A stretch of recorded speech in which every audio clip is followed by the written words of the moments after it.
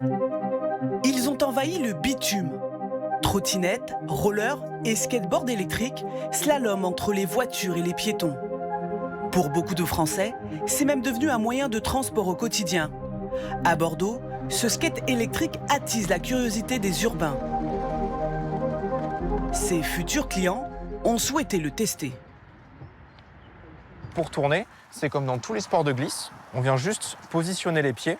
Il faut vraiment appuyer sur les pointes de pied et pousser sur les fixes, ou appuyer sur les talons et tirer sur les fixes. Premier défi, Olé. garder son équilibre sur la planche, posée sur 3 roues. Pour accélérer ou freiner, une télécommande connectée. Mais pas question de dépasser la vitesse autorisée, 25 km/h en ville. C'est impressionnant visuellement pour des gens qui n'ont pas l'habitude, mais une fois qu'on est monté dessus, vous l'avez vu, elle est partie. Clairement. C'est trop bien, j'adore. C'est génial. En quelques minutes, lui l'a déjà adopté. Ce commercial se voit déjà l'utiliser. Par exemple, je prends le train et puis après, je fais quelques kilomètres en ville.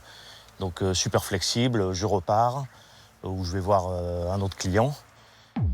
À l'origine de ce skate électrique, 2 jeunes ingénieurs passionnés de glisse. Adrien et Édouard rêvaient de construire leur planche tout-terrain. On l'a vraiment fabriqué pour nous. On voulait vraiment s'amuser et faire du surf en toute saison et n'importe où. Et comme je suis ingénieur électronique, j'ai mis pas longtemps à mettre des moteurs dessus. Comptez tout de même 2000 € en entrée de gamme. Dernier né, les premiers rollers électriques au monde, imaginés par Mido Soliman. Ce jeune qui a grandi en Seine-Saint-Denis s'est inspiré des BD de son enfance.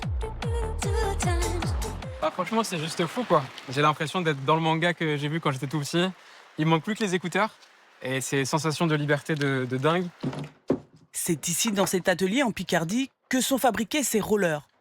Grâce à un moteur intégré dans la roue, on peut atteindre 50 km/h. Donc j'ai la sacoche à l'arrière, les rollers. Et donc là, la télécommande qui va venir piloter le moteur. Donc vers l'avant avec la gâchette, j'ai l'accélération. Vers l'arrière, j'ai le freinage. Et je peux même activer la marche arrière. Dans ce temple du matériel de glisse, Mido est venu en personne présenter ses dernières créations On voulait que ce soit le feeling soit le plus naturel possible. à des clients qui découvrent pour la première fois ces patins de nouvelle génération vendus 650 €. Le prix, c'est pas.